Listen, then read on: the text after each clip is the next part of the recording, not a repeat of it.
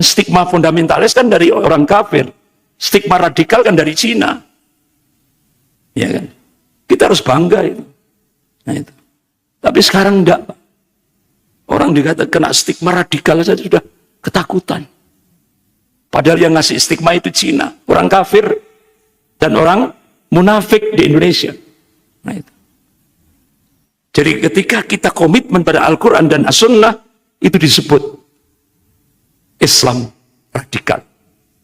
Ketika pesantren komitmen pada Al-Quran dan As-Sunnah, itu masuk pesantren teroris. Nah, itu seperti itu. Tapi beda kalau ada seorang Muslim menerima homo. Wah, itu Islam the best, Islam Nusantara. Bahkan bisa masuk jadi pegawai KPK. Ya. Kalau setuju dengan homo. Nah, itu.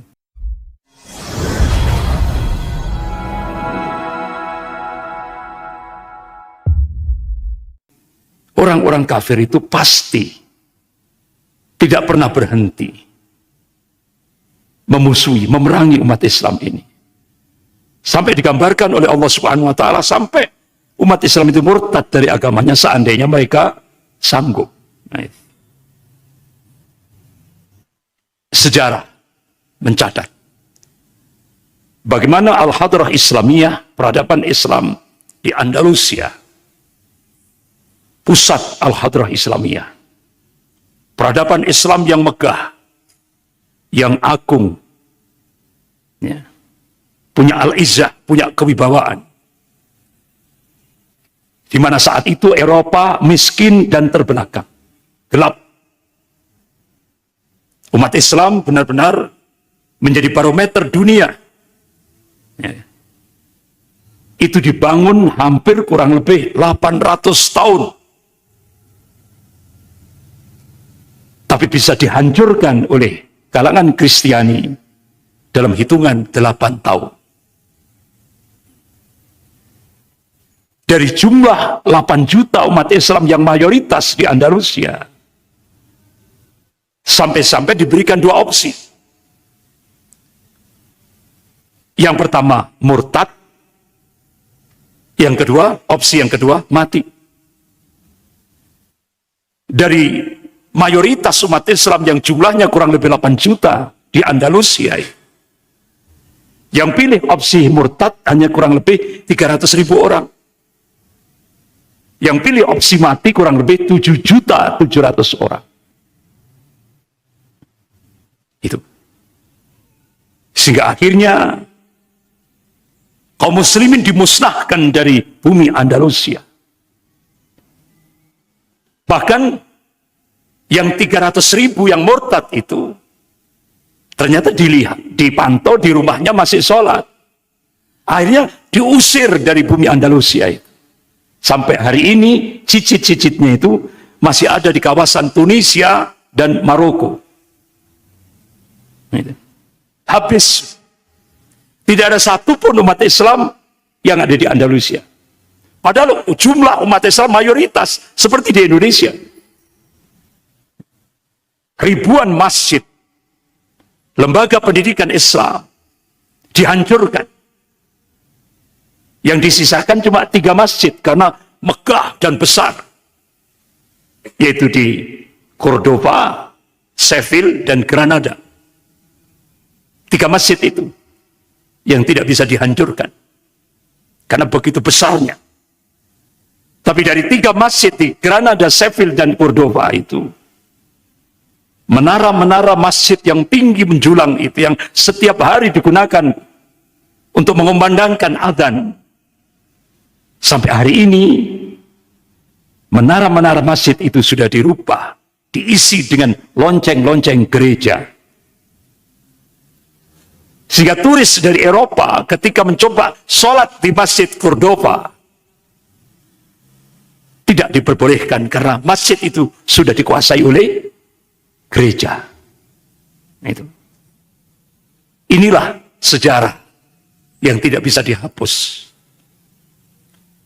Oleh karena itu, Kiai Haji Ahmad Dahlan, pendiri Perserikatan Muhammadiyah, pernah memberikan satu statement. Islam tidak akan lepas dari bumi ini.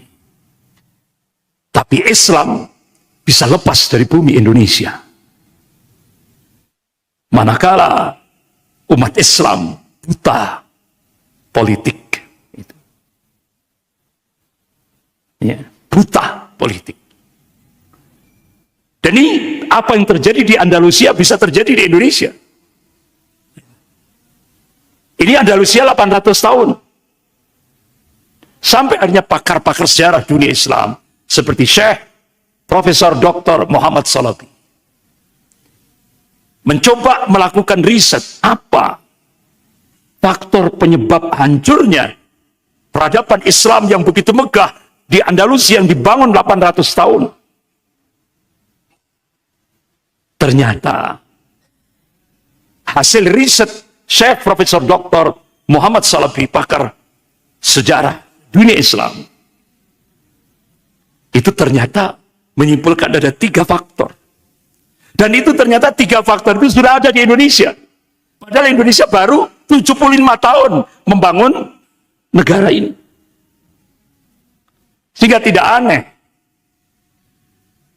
pakar intelijen dunia, pakar strategi perang dunia, Peter Warren dan August Cole, melakukan riset Indonesia, diprediksi 2030 sudah tidak ada lagi Indonesia. Yang ada adalah Indo-Cina. Bahkan 2 mantan Panglima TNI, yaitu Bapak Jenderal Purnawirawan Djoko Santoso, sudah meninggal beliau, dan Bapak Jenderal Purnawirawan Gatot Nurmantio, ketika merespon riset yang dilakukan oleh 2 pakar intelijen dunia ini, 2 pakar strategi perang dunia ini, kata 2 mantan Panglima TNI ini, bisa lebih cepat dari 2030.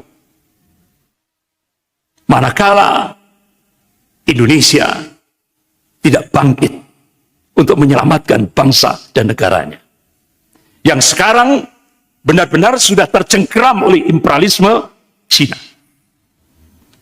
Bahkan James Riyadi dengan secara vulgar menyatakan, beliau memprediksi 10 tahun lagi pribumi akan tersingkir. Itu. Ini warning bagi umat Islam. Bapak-bapak, ibu-ibu yang dirahmati Allah, Andalusia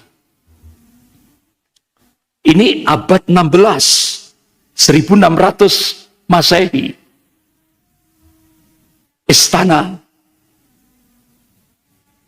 pemerintahan Andalus Islam seperti ini sudah. Tahun 1600 sudah megah seperti ini. Sementara Eropa gelap, terbelakang, miskin. Dunia Islam sudah semegah ini tahun 1600-an Masehi. Ini istana pemerintahan. Alhambra.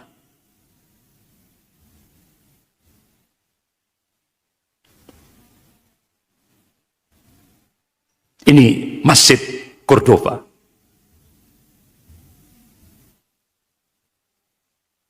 Bahkan kita lihat Masjid Cordova ini, ornamen-ornamennya dipenuhi dengan kalimat tauhid, la ilaha illallah. Tapi sampai hari ini sudah dikuasai oleh gereja.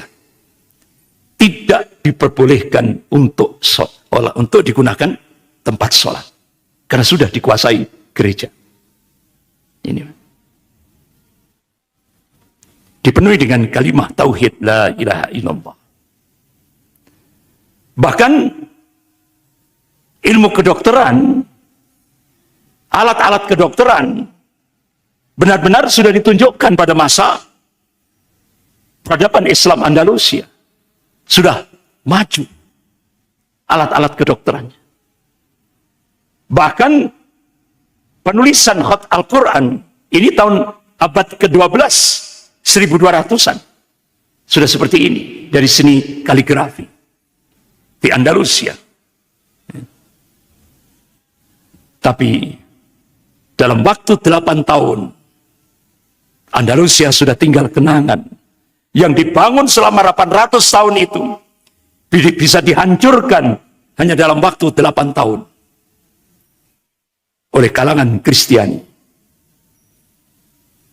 Syekh Profesor Dr. Muhammad Salabi mencoba melakukan riset apa faktor penyebab kehancuran Al-Hadrah Islamiyah di Andalusia.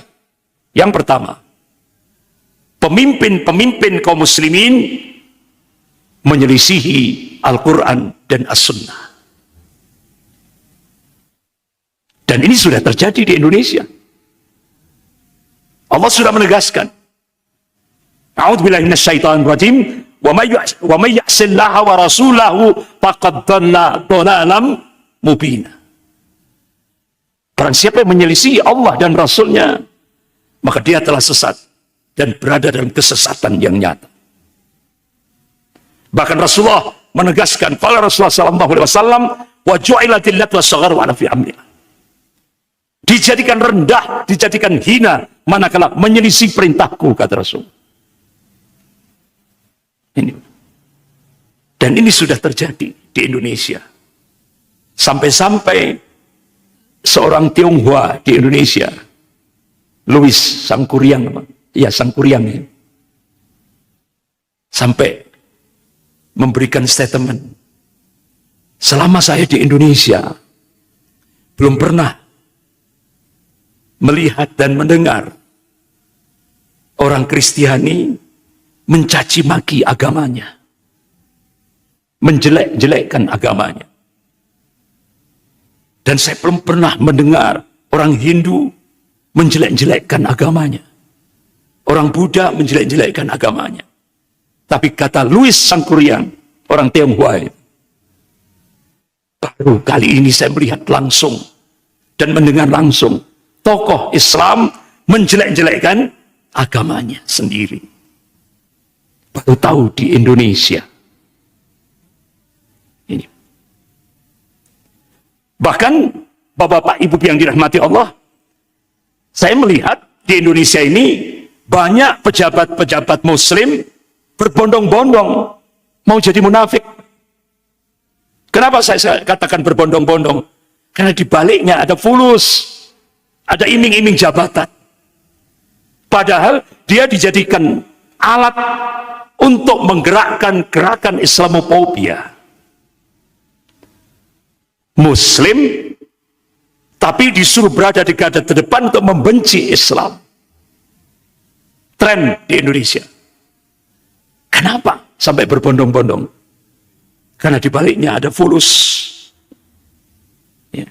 Inilah yang disebut oleh Rasulullah fitnatud duhaima, yang akan terjadi pada fase Mulkan Jabriyah, di mana sekarang kita hidup sekarang ini.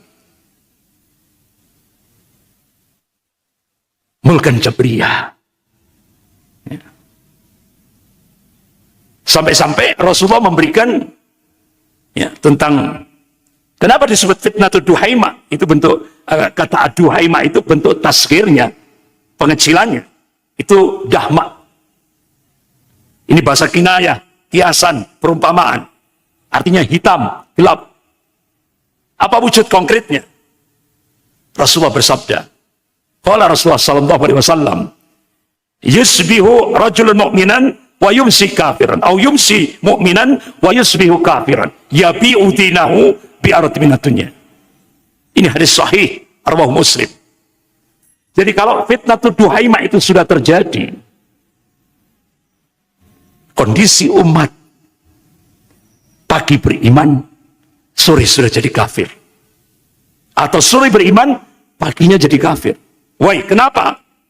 Qala Rasulullah sallallahu alaihi wasallam, yabi'u dinahu bi'arad minad dunya. Dia jual agamanya dengan harga dunia. Sekarang coba kita saksikan di Indonesia. Banyak orang yang menjual din agama demi jabatan, pangkat, kedudukan, popularitas, dan sebagainya, dan sebagainya. Dia jual dengan nilai yang sangat rendah sekali. Sangat hina sekali. Dan ini jadi tren di Indonesia. Inilah karakter munafik.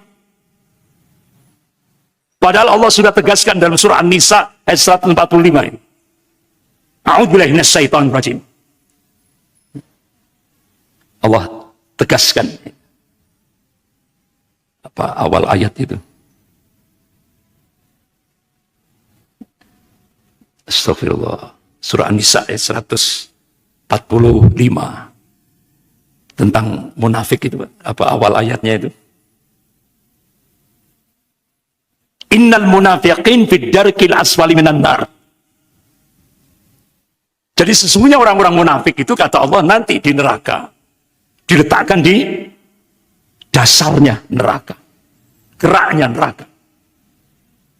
Kadang-kadang masih punya alasan. Oh enak nanti di neraka bisa ketemu Madonna. Astagfirullah. Dikira neraka itu panasnya seperti panas di bumi.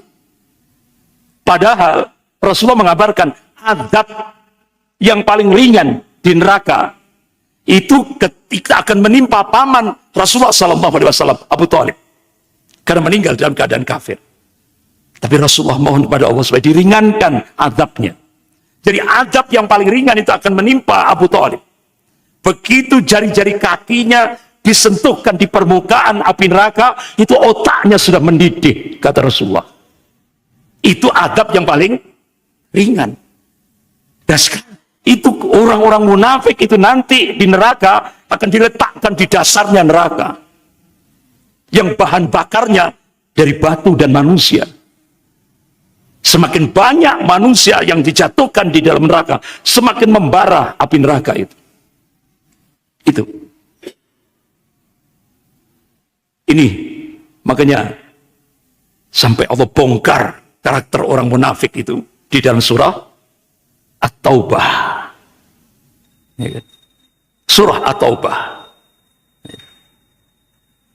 Bapak-bapak, ibu-ibu yang dirahmati Allah. Kemudian faktor yang kedua, ya, faktor penyebab kehancuran Al-Hadrah Islamiyah, peradaban Islam di Andalusia, terjangkitnya penyakit al-wahan. Sebagaimana Rasulullah mengingatkan, qala Rasulullah sallallahu alaihi wasallam, yusiku an tad'alaikum al-umamu min kulli ufukin. Hampir-hampir umat-umat kafir itu saling mengajak, menyeru, ngajak-ngajak untuk menyerang kalian min kulli ufukin, dari segenap arah, dari segenap penjuru.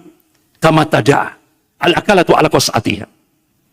Kalian seperti makanan qas'atiha, itu seperti mangkok kecil. Jadi seperti makanan di atas mangkok kecil yang jadi rebutan orang-orang yang lapar. Bahkan laparnya ini bukan sehari, 2 hari, 3 hari, berminggu-minggu lapar. Sehingga bagaikan makanan di atas mangkok kecil yang jadi rebutan orang-orang yang lapar. Sahabat tanya, qulna ya Rasulullah, amin qillatin bina nahnu yauma idzin. Wahai Rasulullah, apakah posisi kami pada saat itu minoritas? Jumlah kami sedikit? La, tidak. Bal antum yauma idzin katsir. Kalian mayoritas, jumlahmu banyak. Walakinnakum kutsa'un ka kutsa'is sail. Tapi kualitasmu seperti buih. Kualitas buih itu kan tidak punya prinsip, tidak punya jati diri, mudah diombang-ambingkan oleh musuh-musuhnya. Jadi ulama-ulama hadis mencoba mengkaji hadis ini. Jadi hadis ini bukan justifikasi, bukan pembenaran. Hadis ini warning, peringatan dari Rasulullah, agar umat Islam ini jangan sampai punya kualitas buih. Manakala umat Islam itu kualitasnya seperti buih, Rasulullah memberikan peringatan yang cukup keras. Qala Rasulullah sallallahu alaihi wasallam, "Wa yantaji'anna Allah min suduri aduwakum al-mahabbata minkum." Sungguh Allah akan mencabut rasa takut dari hati orang-orang kafir itu. Wa yaktifanna Allah fi qulubikumul wahn. Dan Allah akan mencampakkan al-wahn di dalam hati-hati kalian. Sahabat tanya, ya Rasulullah, wa mal wahn? Apa yang dimaksud al-wahn? Qala Rasulullah sallallahu alaihi wasallam, hubbud dunya wa karahiyatul maut. Cinta dunia dan takut mati. Jadi kalau sudah penyakit terlalu cinta dunia, takut mati, takut resiko perjuangan, itu sudah menghinggap di hati pemimpin-pemimpin kaum muslimin. Saat itulah Allah cabut rasa takut dari hati orang-orang kafir. Dan itu sudah terjadi di Indonesia. Sampai ada seorang pendeta minta kepada Menteri Agama supaya menghapus 300 ayat dalam Al-Quran. Karena itu masuk kategori ayat-ayat teroris. Astagfirullah. Berani Mas kan? Jadi tidak hanya Ahok yang melecehkan surah Al-Maidah ayat 51 itu. Tapi muncul lagi. Minta kepada Menteri Agama agar 300 ayat dalam Al-Quran itu dihapus. Karena itu mengandung ayat-ayat teroris. Karena sekarang yang diakui oleh negara yaitu Islam Nusantara. Selain itu Islam radikal.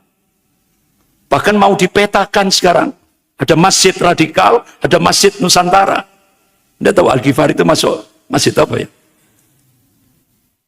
Radikal palingnya. Karena kalau Al-Ghifari masuk masjid Nusantara ya nggak benar. Karena kalau Nusantara itu kan, Islam Nusantara itu kan ciri yang paling fundamental itu yang pertama yaitu boleh memilih pemimpin kafir dan mentaati pemimpin kafir. Yang kedua, menerima ajaran pluralisme agama. Yang ketiga, menerima, mendukung, yaitu membangkitkan kembali kearifan budaya lokal atau budaya syirik. Ya masuk Al-Ghifari nerima tiga ini. Gak mungkin kan? Gak mungkin. Saya masih ingat itu Syekh Muhammad Al-Utsaimin rahimahullah. Ketika kita konsisten terhadap komitmen pada Al-Quran, dan As-Sunnah, masih diberi stigma fundamentalisme. Saksikan bahwa saya Islam fundamentalisme. Seperti itu Pak, bangga. Syekh Muhammad Al-Utsaimin. Beliau kibarul ulama Saudiyah dan beliau Imam Masjidil Haram. Beliau bangga, harus bangga itu. Kan stigma fundamentalis kan dari orang kafir. Stigma radikal kan dari Cina. Ya kan? Kita harus bangga itu. Nah, itu. Tapi sekarang enggak. Orang dikatakan kena stigma radikal saja sudah ketakutan.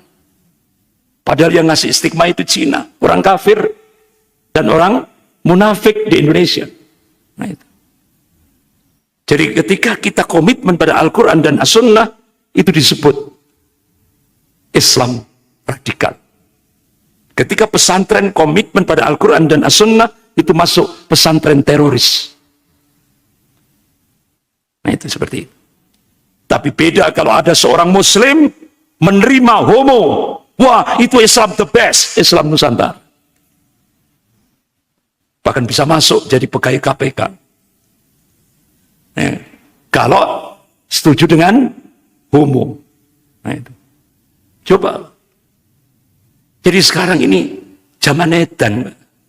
Nek ora edan, ora keduman. Sekarang ini zaman gila, kata Joyoboyo. Kalau tidak gila, tidak dapat itu. Tidak dapat jabatan. Tidak dapat fulus. Tapi menurut konsep Islam, bukan zamannya yang gila. Tapi manusianya yang gila. Itu kalau menurut konsep Islam. Makanya sekarang banyak orang gila. Ya kan? Yang hak dikatakan batil. Yang batil dikatakan hak. Yang amanah, yang jujur disingkirkan sekarang ini. Pengkhianat diberi kedudukan, bahkan dimulia-muliakan sekarang ini. Ini zamannya sudah. Ini zamannya. Kemudian yang ketiga, faktor yang ketiga, kata Syekh Profesor Dr. Muhammad Salafi. Faktor penyebab kehancuran peradaban Islam di Andalusia, iftirak, perpecahan. Dan perpecahannya bukan perpecahan akidah, bukan. Karena kalau akidah itu nggak boleh kita pecah. Ya kan, nggak boleh. Karena akidah itu sudah jelas dalilnya Al-Quran dan hadis. Nggak boleh kita berpecah. Ya kan? Tapi seringkali yang menjadi perpecahan itu masalah furu', masalah-masalah cabang. Kadang-kadang masalah cabang dibuat seperti akidah, masalah akidah dibuat seperti furu'. Jadi dibalik, Pak. Ini juga tidak benar seperti itu. Jadi ketika iftiraq perpecahan ini, kenapa? Kata Syekh Profesor Dr. Muhammad Salabi di Andalusia ini, perpecahannya itu karena rebutan jabatan, kedudukan, kekuasaan. Sampai akhirnya muncul hizbiyah, penyakit asobiyah, fanatik golongan, fanatik kelompok. Sehingga sampai akhirnya keluarlah statement, kalau bukan golonganku, semua salah. Yang benar cuma golonganku. Ini Pak, asobiyah. Padahal Rasulullah mengingatkan dalam, ini hadis sahih riwayat Bukhari. Kalau ada seorang muslim bangkit semangatnya, bukan lillah, bukan karena Allah, tapi karena apa? Asobiyah. Fanatik kelompok, fanatik golongan, fanatik partai. Kalau mati saat itu, kata Rasulullah, mati dalam keadaan jahiliyah. Ini hadis sahih riwayat Bukhari. Nah, itu. Kan rugi, Pak, mati dalam keadaan jahiliyah. Makanya kenapa Rasulullah mengingatkan, qala Rasulullah sallallahu alaihi wasallam, innamal a'malu binniyat wa innamal likulli amrin ma nawa. Ya, setiap aktivitas amal itu tergantung niatnya, dan segala sesuatu tergantung apa yang diniatkan. Makanya masalah niat itu masalah fundamental, prinsip. Jangan sampai kita salah niat dalam melakukan aktivitas. Akhirnya apa yang terjadi? Ketika sudah terjadi iftiraq, perpecahan, karena rebutan jabatan, kekuasaan, kedudukan, sampai muncul asobiyah, akhirnya puncaknya dia mualah bil kuffar. Dia memberikan walaknya kepada orang kafir daripada sesama mukmin. Jadi dia lebih ridho dengan fatwanya orang kafir daripada orang mukmin.